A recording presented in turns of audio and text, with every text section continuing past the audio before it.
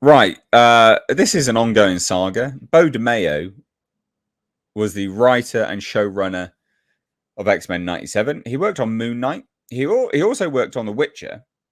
Um, When it and was he good. was also assigned to Blade at one point. He's been accused of lots and lots of stuff. He's been accused of sexual misconduct. Just loads of awful things. Sending like nudes and stuff like that, requesting nudes, all this kind of nonsense. But Beau DeMayo has now accused Marvel and Disney of egregious prejudicial misconduct. He's basically called him racist. He did this, just to clarify, in a 30-minute video that he posted to his OnlyFans account. So if you want to appear credible, probably, just, I've just got an inkling that maybe the platform of choice shouldn't be OnlyFans. It maybe should, be a less smutty website, perhaps. Somewhere where, you can just talk to people without weird paywalls and nude stuff, maybe. Maybe that would be good. Maybe. Just maybe. Anyway. So he was fired, just as an FYI. So let's have a look at this, right? 30-minute video posted to his OnlyFans profile. Ridiculous. DeMayo was fired by Marvel on the eve of X-Men 97 series premiere on Disney Plus in March. The studio declined to comment on the reasons for his removal until August, following an accusation from DeMayo that he was stripped his credits for season 2 of the show after he posted fan art of himself shirtless as Cyclops for gay pride because he's gay. Following that allegation, Marvel released a statement that DeMayo was terminated due to, quote, egregious nature of findings in an internal investigation. A source with knowledge of that investigation further told Variety it was for sexual misconduct and that DeMayo's credits were stripped because he violated the terms of his termination agreement. Oh, well. He comes out and says no, all right, on his OnlyFans video. Fuck's sake. These allegations of egregious misconduct are false. Okay, apparently they're lies. They are offensive, but more concerning, they're a smear campaign designed to discredit my credibility. Mate, you lost credibility by putting it on OnlyFans, all right? In order to cover up egregious, prejudicial misconduct stretching from select crew members on X-Men 97 all the way to the top of Marvel Studios. All right, then. So what was it? So here's some interesting stuff. And some of this, I believe, some of it, I just go, I couldn't care less. There's no substance to this at all. So DeMayo says the breaches in his exit agreement were posts he made about X-Men 97 during its run, including posting fan art, speaking at a screening of the show at a bar, highlighting different cast and crew, and explaining how the massacre at an LGBTQ nightclub Pulse in 2016 was one of the main inspirations for an episode. He also alleged that Disney blacklisted him from, quote, third-party non-Disney Comic-Con panels and blocked him from attending the Emmys next week, where X-Men 97 is nominated for Best Animated Series. So here it is. DeMayo, we'll go through one by one and get your... Well, what's your opinion first, actually, Culture? Well, I agree with you. It wasn't the best thing to do because of the hit to the credibility it takes by doing it on his OnlyFans. But I believe he believes it's a platform where he solely can control everything he does with not only his likeness but his opinion. Yeah, on Twitter now, though. Say again? You can do that on Twitter now, though, can't you? Sure, but maybe that's part of the illegal NDA that they're trying to enforce on him was he wasn't allowed to engage about it in any way on Twitter. So that left him OnlyFans.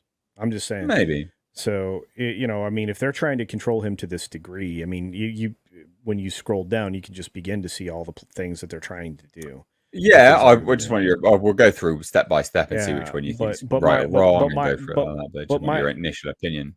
My opinion here is that, corporations seem to be forcing so much control over people post-exit that you're not allowed to speak freely, which I don't believe that you should have to surrender under any circumstance. You should have the No. right to just withhold what you were saying. Anyway, that's All right, well, let's have a look at some of this is utter nonsense, guys. So DeMeo alleges that his identity as a gay black man was weaponized by Marvel executives, select crew members to undermine him, and use, quote, the same dog whistling stereotypes favored by bigots for decades. He's big, he's intimidating, too opinionated, angry, emotional, flamboyant, dramatic, a pervert. This doesn't really say anything. He's not actually accusing them of anything directly. This is nothing. This is a nothing burger. Do you agree with that or not? I think without direct observation from others who are willing to testify to same behavior. This is just his words. We're going through his words. Right. This is a nothing burger directly from what he's actually saying. He's not providing any substance here, is he, or not? No. Right. Cool.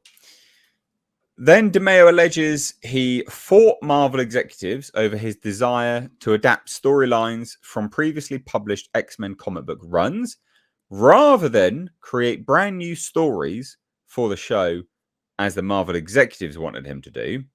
And he was called uncollaborative, too difficult, and too much of a fanboy. Quote, they openly resented me fighting for the fans. What do you reckon to that one? Well, it sounds an awful lot like why he got removed from The Witcher. So, yeah. So I fully buy that this actually did happen, because Marvel is well known to not want to actually adapt storylines, and they're well known to not really give too much of a shit and not care about comics or anything like that. Like, I fully am on board with this one. Couldn't care less about the first point, right? That first bullet point, think it's lame. Literally nothing there. But this one, I definitely do believe. Yeah, it's exactly why they kicked him out for The Witcher. They don't want people who understand the source material. They actively look for people who have never seen things before, because they don't want it to resonate with fans. If you want to talk about perversion, Disney is the master of perverting stories and characters for their own, twisted motivations. And look, I believe that completely. But the question is, does he have somebody who can corroborate that? Corroborating evidence is important. Anyway. Yeah. So the next one, DeMeo alleges that executives painted him as abusive when he declined to have the character of Jubilee make gang signs or paint the sky with plasmoids in the shape of middle fingers. What even is this? What is this one? I don't really have much words with this one, to be fair. I'm just like, what? I can't speak to it. There has to be context for it, and we don't have enough of it. Yeah. DeMeo alleges that there are near criminal working conditions for VFX and animation artists at Marvel, and that people who worked on X-Men 97 were rapidly losing weight and having mental breakdowns. And when he emailed Marvel leadership about these issues, he experienced retaliation. I believe this.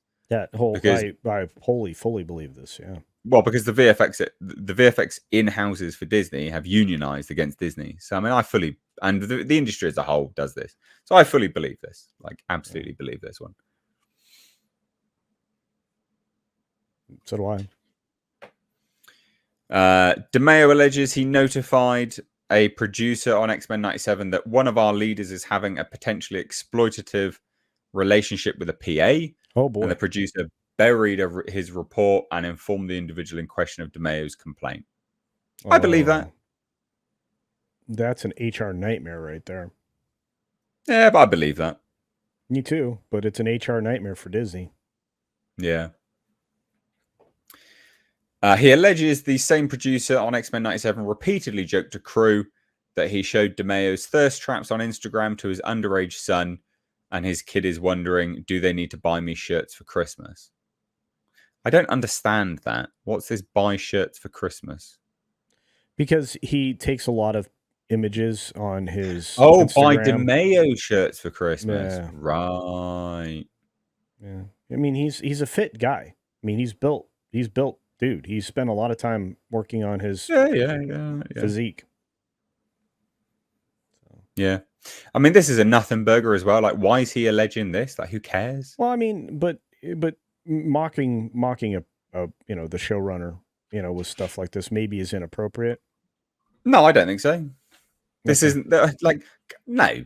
No, this it's not mocking, is it? It's like, oh, you do take a lot of shirtless photos. Do you want us to buy you some shirts? Like, that's funny. I don't. That's not inappropriate or bad. I don't see the point of that one at all. But underage son? I don't know. Wouldn't target a person's kid, but all right.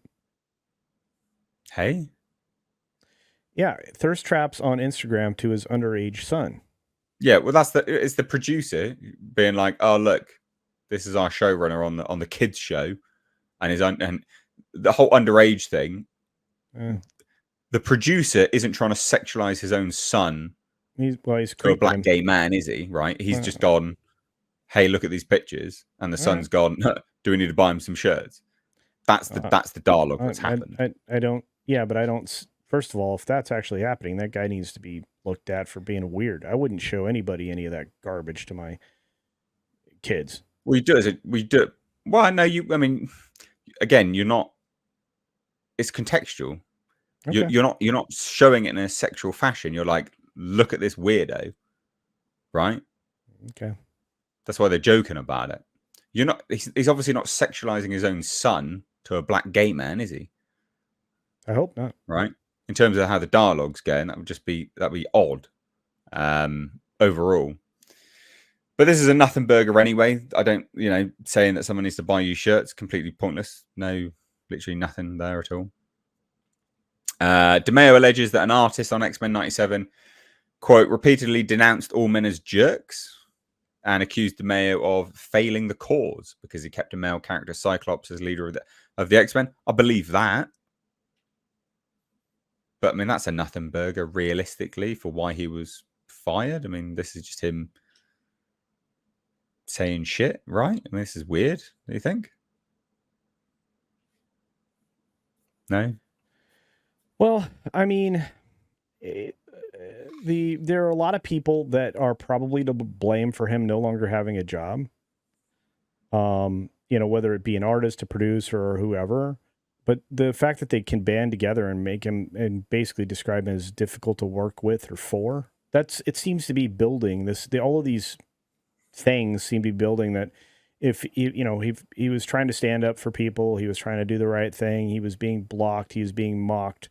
And this is the culture that Disney kind of put together. I think that's he's trying to portray a bigger picture, I think, with all of these bullet points.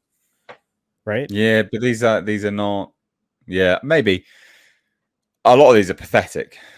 So DeMeo alleges that a lead artist on the show told him at a company barbecue in 2021 that her husband felt that he, DeMeo, must get a lot of PP based on how he looks. That's actually a compliment. So I'm not quite sure why he's bringing this up as if it's like abusive. This is a compliment. This is a compliment. So the issue that I find with DeMeo, right, is he skirts the very fine line of being incredibly woke and crying like a fucking bitch, like he is about a compliment, right? He's saying, oh, someone said that I must get a lot of dick based on how I look. That's a compliment, mate. Just fucking grow up. Take the compliment. Like, it's really not a big deal, right? But then also being like, I fought for the fans. Like, it's like, there's this weird, like, you're skirting a very fine line with that. Oh, especially with the next one. I mean, hey, especially with the next yeah. one. So DeMeo requested contacting producers of RuPaul's Drag Race about promoting X-Men 97. He alleges he was told by Marvel that they wouldn't want to alienate certain audiences. I believe that, but that's fine. That's a good thing. It's a children's program, and you want to advertise on RuPaul's Drag Race. No, it's not appropriate. It's just not. Do you see what I mean? Like, this doesn't do anything for his. Most people would look at that, Mr. DeMeo, and go, yeah, oddly, I'm on Disney's side with this one. Do you know what I mean? Disney has a hard time right now with claims of them going, over the edge when it comes to kids. So they probably were reacting to that and trying to get him to understand that maybe we don't want to do this because we're already embroiled in so much controversy in the state of Florida, and with all of our hardcore fans, we've alienated the family unit, and we don't want to appear like Yeah. we're doing it more. So yeah. Well, yeah, and then there's this. DeMeo alleges that Marvel's PR department listed homosexuality as a hot button issue to avoid alongside school shootings and the Gaza conflict and abortion. Yeah. Good. I mean, what? any good. I'm on Disney's side with that one. Yeah, they're hot. Yeah, that's fine. Well, but PR right now is reeling. This is the thing. I mean, Disney PR has been reeling since Xenia Muncha left. They've had nobody in control and nobody that is able to maintain any kind of control over any of these things. And if the PR department says, "Look, we don't want to lean into these themes because they're causing us harm," that's a reasonable thing, and that's what this is perfectly reasonable. Perfect. Yeah, it is. Which is weird when I say that about Disney or Marvel specifically. This is what I mean. Yeah, he's legitimately. He's a lot all of this over the I agree place. with, Yeah, but then I'm he's all- single-handedly siding with Disney on a lot of this as well because I'm like, no, you're just being overly woke, DeMeo. Basically, DeMeo's trying to frame Marvel's PR department as bad because they're like, homosexuality is a pretty hot button issue. We need to avoid that along with school shootings, Gaza, and abortion. It's like, yeah, you do. Yes, you do. Yes, sorry, but you do. Yes, they're controversial topics. They just are. Like, especially if you're family oriented, the amount of issues that Disney's had lately. These are perfectly salient points to make. But he's like, no, this is bad. No, it's not. And then DeMeo alleges that Marvel executives joked in front of DeMeo that they'd hired a young Wesley Snipes to write on Blade. Okay, what's the issue there? Oh no. Well, I mean, you got compared to Wesley Snipes. Well, he's trying to make that a racist thing. A racist. Well, he does go full blown with that in this next one. Yeah. DeMeo says the last straw for him was when he arrived at the production offices of Blade at Tyler Perry Studios in Atlanta and was told, quote, that someone needed to crack the whip around here. Well, okay. Mate, that's a turn of phrase. Shut up, you absolute pussy bitch. No one's going. We need a slave driver. That's not. We need get up in your feels about this stuff. You pathetic pussy. I hate this stuff. We need somebody to be an authority and to be a leader here. That's all it is. And that's the problem, right? Is you can take any of that and twist it round, but we have thousands of phrases and idioms in English that everybody understands. This is intentionally misunderstanding something. I like how it's mentioned that it's Tyler Perry Studios. This is. What's your thoughts on this all? I mean, I just think this is pathetic. But, it's woke on woke crime. I mean, honestly, because it's like he's pretty woke and he's not above doing whatever he does, which is why he chose his medium for his OnlyFans. But at the same time, Disney's woke AF, and they're like, how can you target us with this stuff? We're about as, radical leftist as we can possibly get without alienating all of our audience. So that's just the situation here. I don't even know. But this is just one of those things where we have victim Olympics. And somebody here is going to be out victimized. The question is who. Yeah. I mean, I hate the fact he's literally making me side with Disney on a lot of this stuff. Hate it.